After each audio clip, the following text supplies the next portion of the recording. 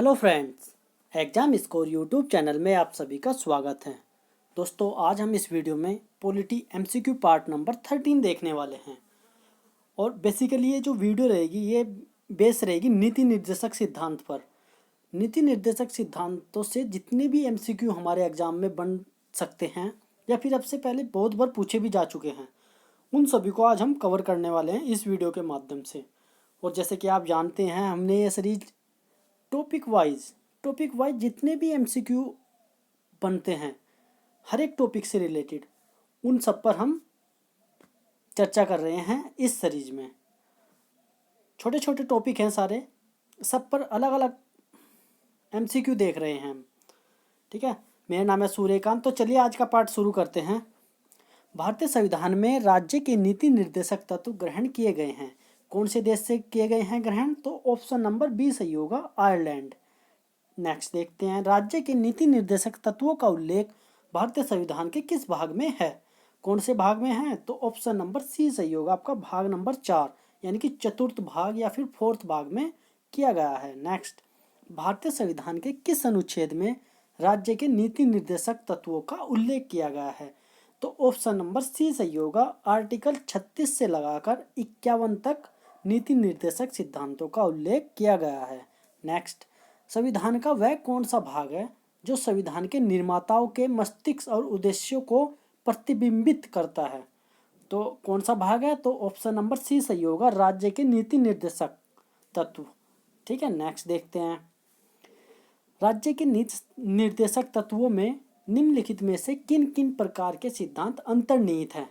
तो कौन कौन से सिद्धांत अंतर्निहित हैं? आर्थिक सिद्धांत ये भी है, सामाजिक सिद्धांत ये भी है, और प्रशासनिक सिद्धांत ये भी निहित है। तो ऑप्शन नंबर डी सही होगा, उपयुक्त सभी। भारतीय संविधान में राज्य के नीति निर्देशक सिद्धांतों को शामिल करने के पीछे मुख्य उद्देश्य क्या था? तो मुख्य उद्देश्य क्या था? ऑप्शन नंबर ए सही होगा, कल्याणकारी राज्य की स्थापना। ठीक है, नेक्स्ट देखते हैं, संविधान का कौन सा अंश भारत के नागरिकों को आर्थिक न्याय प्रदान करने का संकेत करता है? तो कौन सा संकेत करता है? तो ऑप्शन नंबर ए सही होगा आपका, राज्य के नीति निर्देशक तत्व। नेक्स्ट, निम्न में से किसने नीति निर्देशक सिद्धांतों को बैंक की सुविधा अनुसार दे उत्तर दिनांकित चेक कहा है? किसने कहा है यह बात? तो ऑप्शन नंबर डी सही होगा, केटी साह ने। किसने? केटी साह ने। नेक्स्ट, निम्नलिखित में से कौन सा राज्य नीति का नीति निर्देशक सिद्धांत नहीं है? तो कौन सा राज्य नीति का नीति निर्देशक सिद्धांत नहीं है? तो ऑप्शन नंबर डी सही होगा, निजी संपत्ति की समाप्ति। ठीक है, नेक्स्ट देखते हैं, भारतीय संविधान का कौन सा अंग समाजवादी व्यवस्था स्थापित करने की प्रेरणा देता है? कौन सा अंग समाजवादी व्यवस्था प्रदान करने की प्रेरणा देता है? तो ऑप्शन नंबर सी सही होगा, नीति निर्देशक तत्व। नेक्स्ट, संविधान में कल्याणकारी राज्य का आदेश दिया जाता है। कहाँ पे दिया जाता है कल्याणकारी राज्य का आदेश? तो ऑप्शन नंबर सी सही होगा, नीति निर्देशक तत्वों में। नेक्स्ट, नीति निर्देशक तत्व सिद्धांत है क्या है? वाद योग्य नहीं है।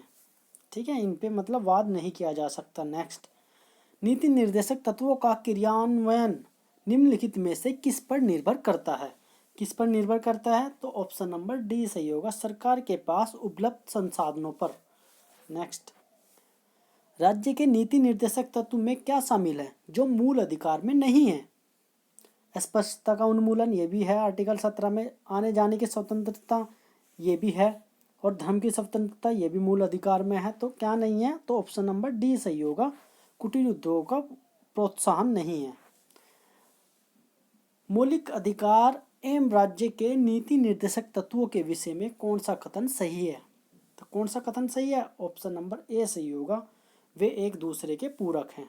नेक्स्ट, निम्नलिखित निर्देशक सिद्धांतों में से वह सिद्धांत कौन सा है जिसे गांधीवादी सिद्धांत कहा जाता है? किसे कहा जाता है गांधीवादी सिद्धांत? ऑप्शन नंबर बी सही होगा, स्वशासन के प्रभावी एकलों के रूप में ग्राम पंचायत का संगठन। नेक्स्ट, नीति निर्देशक तत्व का महत्व किसके लिए है? किसके लिए है नीति निर्देशक तत्वों का महत्व? तो ऑप्शन नंबर बी होगा, राज्य के लिए। नेक्स्ट, भारत के संविधान में अंतर्राष्ट्रीय सुरक्षा को प्रोत्साहन देना सन्निहित है। कहाँ पे है अंतर्राष्ट्रीय सुरक्षा को प्रोत्साहन देना? तो ऑप्शन नंबर बी सही होगा, राज्य के नीति निर्देशक तत्वों में। नेक्स्ट, समान कार्य के लिए समान वेतन भारत के संविधान में सुनिश्चित किया गया है। ये एक क्या है? तो ऑप्शन नंबर इसका सही होगा डी, राज्य के नीति निर्देशक सिद्धांत का अंग है। नेक्स्ट, भारतीय संविधान के निम्नोक्त भागों में से किस एक में न्यायपालिका तथा कार्यपालिका के पार्थक्य का प्रावधान है? किसमें है? तो ऑप्शन नंबर सी सही होगा, राज्य के नीति निर्देशक सिद्धांत में। नेक्स्ट, भारत के किस राज्य में समान नागरिक संहिता लागू है? कौन से राज्य में है समान नागरिक संहिता? तो ऑप्शन नंबर डी सही होगा, गोवा में। नेक्स्ट, भारतीय संविधान के कौन से संशोधन अधिनियम द्वारा टकराव की दिशा में राज्य की नीति निर्देशक तत्वों को मूल अधिकारों पर वरीयता प्रदान की गई है? तो कौन से आर्टिकल में है? तो ये आपको बताना, तो ऑप्शन नंबर बी सही होगा, 42वां, ठीक है, 42वें आर्टिकल में है। नेक्स्ट, भारतीय संविधान के कौन से संशोधन अधिनियम द्वारा टकराव की दशा में राज्य की नीति निर्देशक तत्वों को मूल अधिकारों पर वरीयता प्रदान की गई है?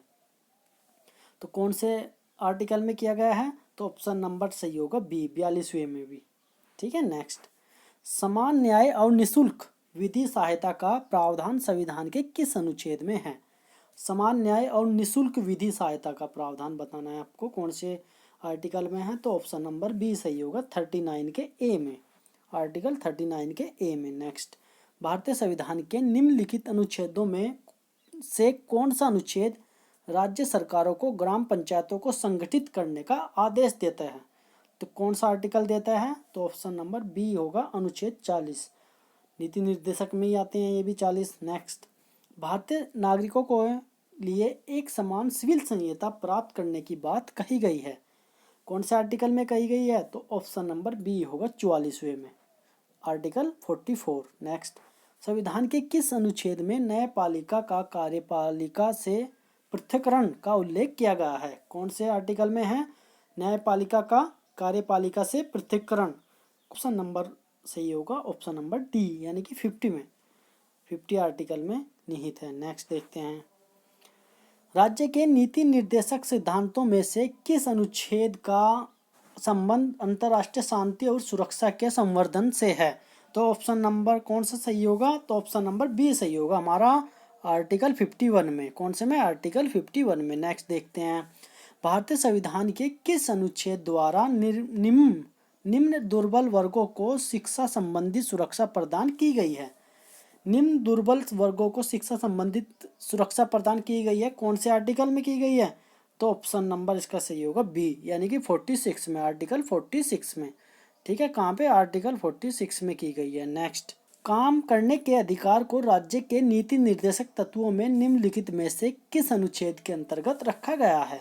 कौन से आर्टिकल के तहत रखा गया है? तो 41, आर्टिकल 41 सही होगा इसका, अनुच्छेद 41। नेक्स्ट, निम्न में से कौन राज्य के नीति निर्देशक सिद्धांतों में सम्मिलित नहीं है? कौन नहीं है नीति निर्देशक सिद्धांतों में सम्मिलित?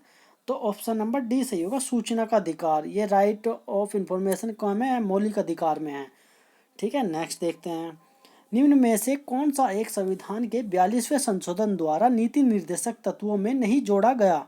कौन सा नहीं जोड़ा गया? तो ऑप्शन नंबर सी सही होगा इसका, सभी नागरिकों के लिए समान आचार संहिता, ठीक है। ये 42वें संविधान संशोधन द्वारा नीति निर्देशक सिद्धांतों में नहीं जोड़ा गया।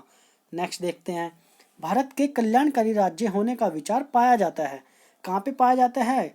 ये संविधान की प्रस्तावना में पाया जाता है और आपके नीति निर्देशक तत्वों में पाया जाता है। तो ऑप्शन नंबर क्या होगा? डी होगा, ऑप्शन नंबर डी सही हमारा। नेक्स्ट, तो यहाँ पे क्वेश्चन खत्म होते हैं दोस्तों। आई होप आपको अच्छा लगा होगा। Thank you for watching. जय हिंद।